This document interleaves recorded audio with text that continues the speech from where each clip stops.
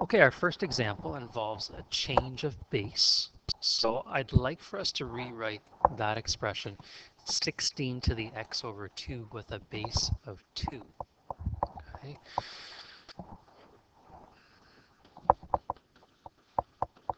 So the base we have now is 16. So what I'm looking for, more or less, is for you to take that and write it as a power of 2. That's really what I'm after. Suggestions for how we would rewrite 16 as a power of 2? Might have to speak into the mic.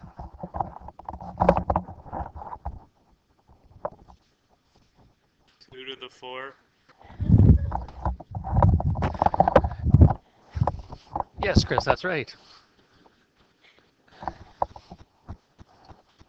Yeah, 16 is 2 to the 4. So what we'll do is let's take that 2 to the 4 and we'll substitute that back into the place of 16.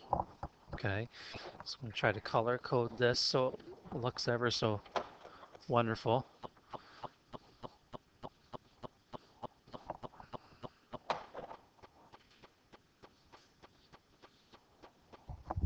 Okay, so we just have successfully rewritten 16 to the x over 2 with a base of 2. Now, whether or not we go further, it doesn't say to simplify, but we could go a step further. I do want you to recall the power of a power rule. So we could distribute, right, the 4 over that, or the x over 2 over that. And at the end of the day, we end up with y equal to 2 to the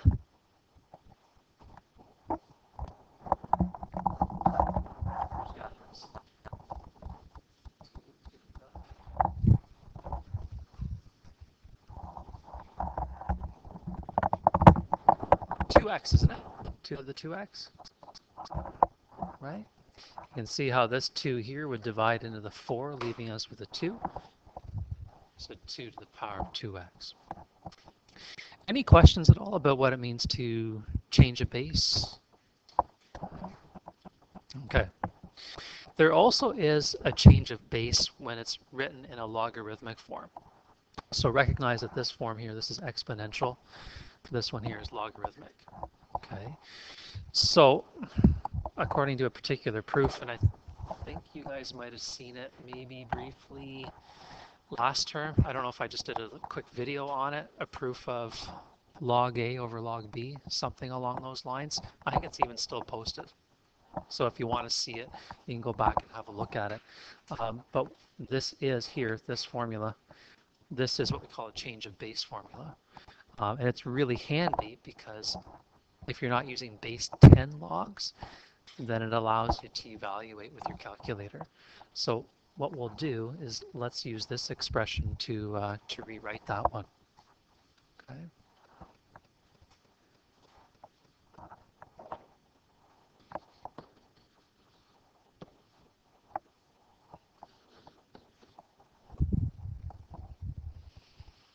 Okay, so it's a very straightforward and simple process. So that would be nothing more than the log of 5 divided by the log of 3. Okay, and it's understood that the base, in this case, if you're not writing a base down, is always base 10. I'll just write it in for now, just so we, recall that that's what's going on, base 10. But that formula works irregardless of whether it's 10, 2, 1 million, it really doesn't matter. Okay. If you needed an answer from that, let's say in an application problem, round to 2 decimal places, then pull out a calculator and away you go. Any questions on change of base? Okay, moving on. So what we'll do is I'm just going to pause the video for a moment, give you a chance to write this information down, and then we'll move forward from. Okay, so in this one we're going to simplify a couple of different expressions. One involves powers, and then the other one involves logarithms. Okay, so in the first example we need to apply exponent laws, and then in the second one we'll have to apply laws of logarithms. Okay, so here we go with the first one. looking for some suggestions, right? In review, I know you guys have done some of this in the past, so if you've got a suggestion to bring forward, first step.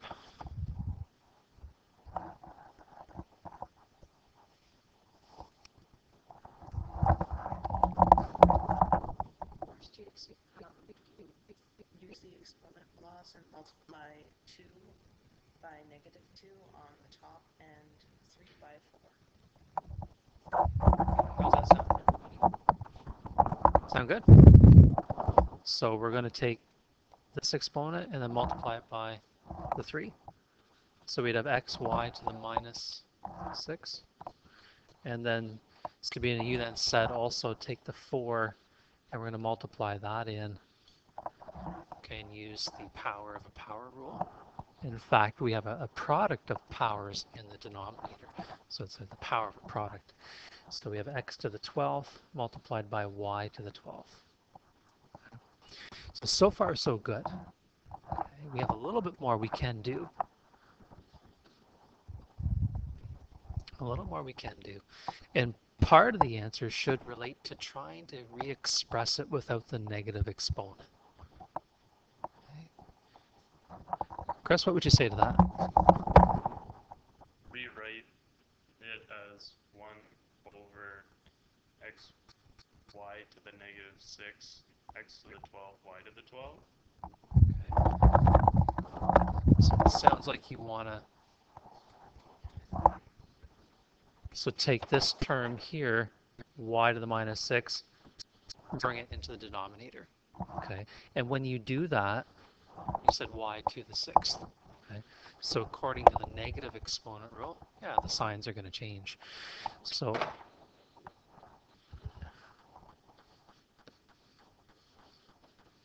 okay, and do recall that's all multiplication between the different powers. Okay. Now you also said something about a 1 being left in the numerator. So how do you account for just having a 1 left here when you had an x here?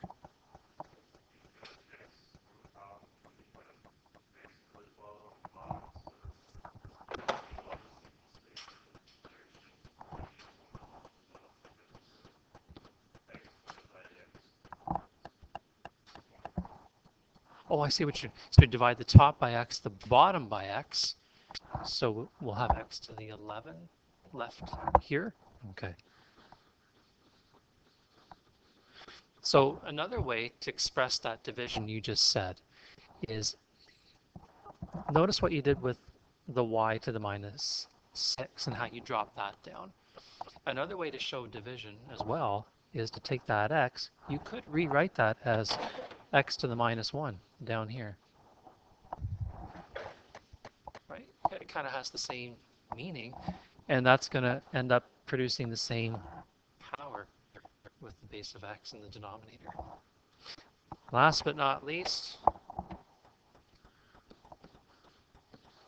exponent laws tell us when multiplying powers of the same base, right, we can add exponents.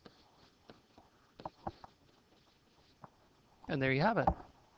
So our final answer is 1 over x to the 11th multiplied by y to the 18th. Any questions at all about the moves that were taken in that solution? At the beginning, I decided to do like x minus 2, y minus 6. So x minus 2 and then y minus 6. Okay, so are you asking why it may not have looked like this? Why not that? Okay. Anybody have maybe a response or something that would help to clear that up? The -2 is just over the y to the 3, like there's no brackets around x. Okay. So yeah, that makes a lot of sense. That if the question, Gwen, had been like this, with brackets around the whole thing, then each, as Devin said, each part of that product is going to get the -2. That's a great question because it does force us to think about order of operations. Okay, well, we're running about 10 minutes, so we should be able to finish this part within 15 minutes. So let's see if we can't tackle this one here. Okay, and in order to do that, I think I'm just going to clear out some space.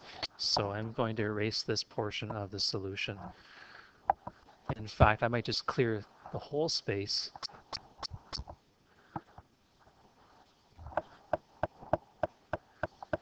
And we'll just bring this over here. And then we'll give this one a try. You're going to try that with your writing? Just cut and paste, slide it over. Okay, simplify. All right, great. So before we do this one, this is going to depend on what you recollect about the laws of. So with the laws of logarithms, let's just take a look back here for a moment. Let's erase that. Here are the three laws for logarithms. So the product law, if we have a quick look at that, that is if you're taking the log of two values being multiplied, so the log of xy, it's the same as adding the log of each of the factors in your log. Okay. The quotient law, or when you're dividing, same as subtracting. And then this one here, the power law, states that if you're taking the log of a power where the exponent is r, you can re-express that by taking the value of the exponent and making it the coefficient of the log of x. Okay, so we're going to see if we can't take one or two of those and map them into trying to solve this thing down here. Okay. So first things first.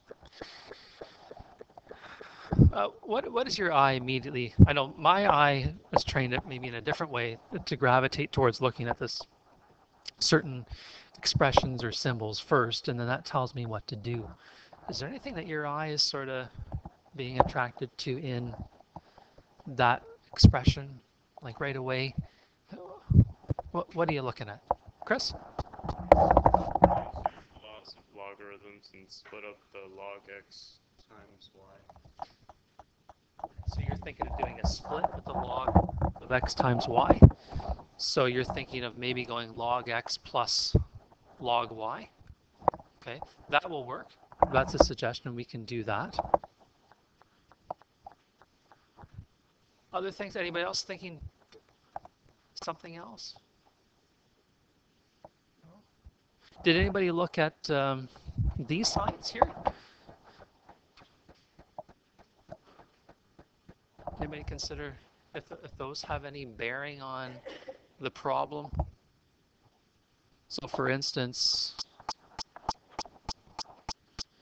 if you looked at this chunk first, would that, what do you think? They are logarithms. They have the same base, right? They're base 10 logs. We don't write it down because it's assumed. If you look back at the exponent laws above here,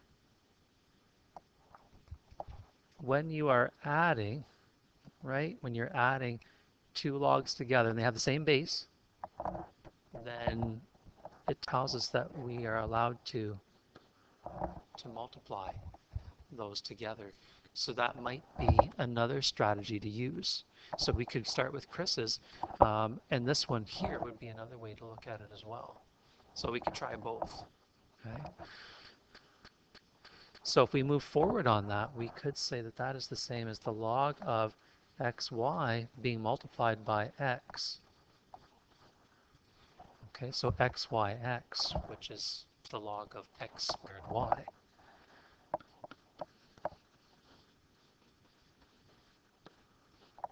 Okay.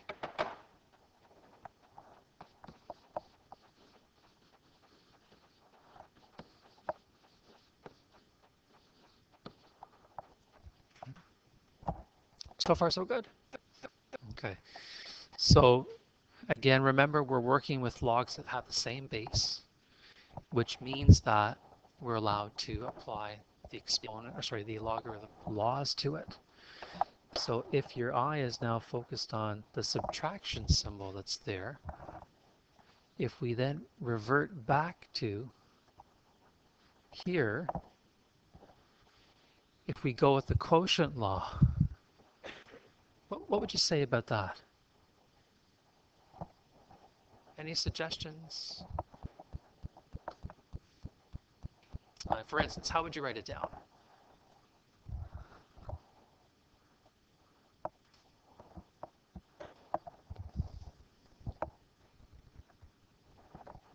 Yeah, Chris, what do you say? Log base and then the value that you would of x squared y over xy squared. So let's put that back to everybody else. What do you think, guys? Solid, sounds good. Head shake yes over here. I got a yes here. A lot of support on this side of the room. Yeah, okay, Chris, you're firmly and well supported by your peers. So using the quotient law, we'd have the log of x squared y divided by the xy squared. Now, what's really convenient here, it's wonderful how these problems are set up, is we could go a step further, and if you look at what's in the brackets, do you see an opportunity? What do you see? How's that going to boil down? The log of x over y. Beautiful. Okay. And I suppose if you wanted to, whether it made it more simple or not, what I do want you to know is that's also equivalent. Let's use the laws of logarithms once more. Let's take it back. That's the same as the difference between log x and log y. Okay. So it's not the only way to solve this one or simplify it, because Chris, you had mentioned a different strategy at the beginning, and I have to wonder, had you applied your strategy, would you have gotten to this line, and then would that have then forced you to go that way with it? I'm just kind of curious. I think it would have. Okay. Any questions at all about the choices made or how the laws were applied? Okay. So we're approaching about 17 minutes. So I think we'll probably cut that video out there. There is one more example, but we'll leave that one go. We won't video that part.